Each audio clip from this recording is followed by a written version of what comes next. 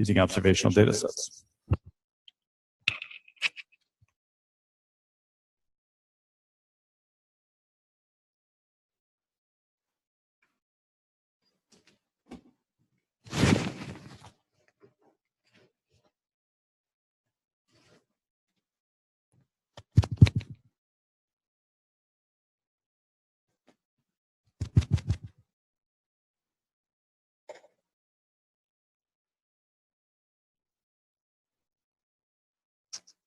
Do I have a pointer?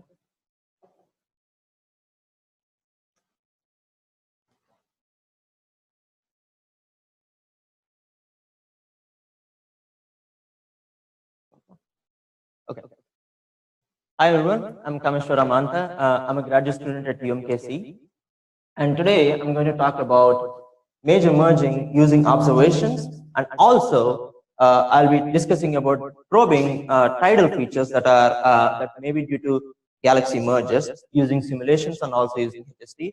I would like to mention that the work that I'm going to talk about here is mostly underway, so most of it's in prep. So before jumping into my topic today, I would like to give a short recap because the current talk is a sequel to my previous talk that I gave yesterday. Since most of you guys weren't here yesterday, so I'm going to give a really brief overview of what happened in my previous talk. So what I did is I tried measuring major merger rates using closed pair statistics within the candles fields observationally, and my main punchline of the talk is here, which concluded that closed pair observability timescales play a very important role in your estimates of major merger rates. For example, here are two plots where on my y-axis I have major merger rate, which is essentially the rate at which galaxies are merging. It's a function of redshift, and when you measure your major merger rates using your mass ratio, you find that they're actually diminishing at higher redshifts and based on a constant timescale assumption, and they're disagreeing with theoretical predictions over here by a factor of 5. You use a simple constant timescale, whereas recently some studies have motivated evolving timescales, and if we use that, they tend to agree with the simulations more well. Now, here I plot a confusion matrix up top saying that, which essentially says that you are limited by the knowledge of your time scale in order to say for sure what is my major merger rate evolution. So this is all fine. This is based on closed pair method, but it is really important to measure the same thing in a different way or using a different method, which comes to my the topic of this talk is pursuing a different approach of probing major merging or galaxy merging. So what are some alternative methods? Here are some examples in the literature that I could find that can actually isolate mergers according to their statistics. One is the CAS and GNM20 methods, which is a quantitative approach of isolating mergers here, and the other straightforward method is to use visual classification. So you can look at an image and say if it looks like a merger or not. So these are all fine, but I would like to point out that tidal features that are caused due to interaction between two galaxies are hallmark when it comes to the process of merging. So it would be very nice if we can use them in order to identify mergers. So in the literature, there has been very little amount of work done on quantifying them very carefully. One among the few is this tidal parameter from Tidal et al., which does an okay job, but is severely contaminated from non-merging sources in its identification. So what my aim here is to quantify this in a different way and also in a robust way. I would like to point out that machine learning can be used in such cases, but I would like to identify them in an independent way other than machine learning. So for this purpose, I'm going to demonstrate a really simple exercise that I've done using Vela simulations. So here's an example galaxy chosen in Vela simulations, and it is a post-merger at a redshift of 3. Such that I chose it such that it has undergone a major merger at redshift of 3.17, and this is a post-merger galaxy at that redshift. Now, what I'm doing is I try to model the galaxy, and I subtract it out, and you can see here is this nice broad tidal feature that shows up. Now, if we can measure or quantify that, that's going to be awesome.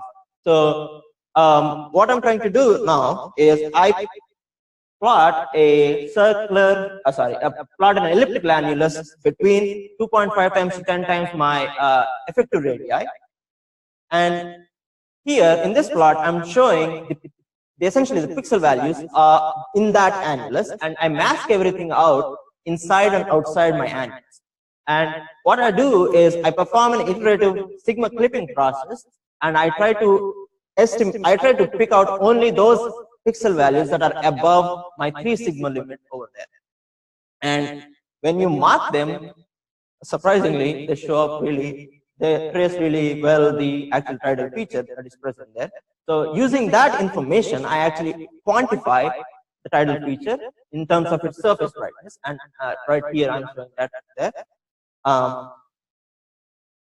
Now, after some improvement, whatever I just showed you can be used to study, I think for the first time maybe, the physical properties of tidal features. So here are some ideas that we are thinking about right now. So if you can, right now I've demonstrated that we can isolate the tidal feature. Now if we can do this in multiple wavelength bands, you could essentially like plot a UVJ diagram for these kind of structures and see and understand the physical properties of them. And one thing is, maybe can we split them into wet and dry mergers based on their color? That's just an idea that I'm throwing out. And infer possibly, the triggering of star formation, which is often linked in the literature very often. And the other thing that you can do is you can essentially expand this into many wavelengths, and you can perform detailed SED analysis on such features and try to back out important information from them. So, which I think it has a lot of potential. Now, another important thing that I'm concentrating on is once you identify them, you can, since we know what's happening in the simulation, we can actually analyze if the feature that we are observing is from merging, which need not be always true, given competing theories such as violent disk instabilities, and the competition between the merging and violent disk instabilities can be tested in the simulations if we can isolate them. That's one thing. The other important concept is if we want to measure the merger rates, and the important parameter here is the time scale, and here specifically the time scale corresponds to the tidal observability time scale, which you can quantify using the simulation. So that is one of my main aims that I'm trying to work on. Now, as a separate, I would like to supplement the analysis that I showed with the machine learning by using machine learning to identify automatically these features in large data sets to simplify our analysis. So one quick example here is convolutional neural networks are very popular in many real-world applications such as your identity recognition, thumbprint recognition, or your face recognition. And it is a very promising method when it comes to identifying features. So I'm trying to implement this, and here's a nice example. You can randomly download an image from the internet and ask the machine what it thinks, and it predicts very accurately what it is. So, which I think is really interesting.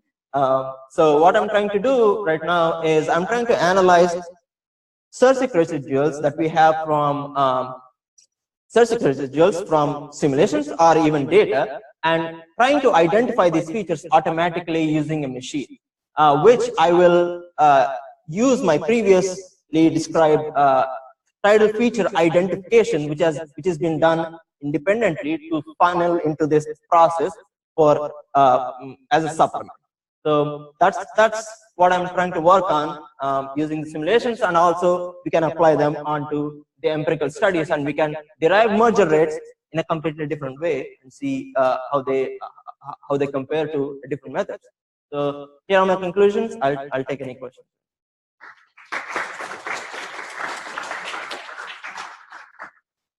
Time for some questions.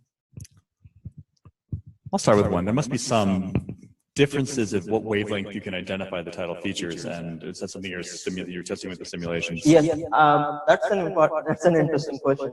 So I haven't fully thought about it yet, but my intuition is that I would want to sort of select in one wavelength band and then essentially take that shape and use that shape as like an aperture in different wavelength bands and just count up light in the other wavelength bands, essentially like doing photometry. But you are extracting the shape of the photometry using like your one wavelength and maybe rest frame infrared or something. Any questions? Yes.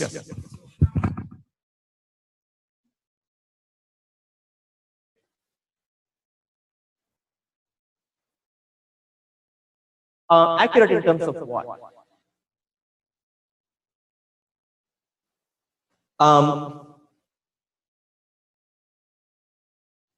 Right. I don't think I have an answer for that, accurate answer for that. But when it comes to surface brightness, the feature that I just showed you can be very well detected in JWST from the sensitivities of the instruments that we have right now. With Hubble, not necessarily we can detect it at a resolution of 3, but it may be possible at lower range, depending on the surface brightness of the feature. Okay. Well, with that, oh wait, one more question.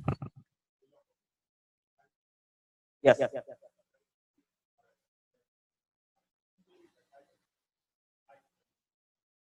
Yes.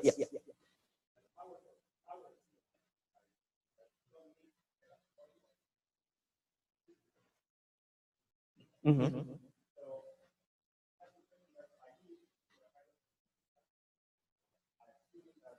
I don't think we should use the best range of measures.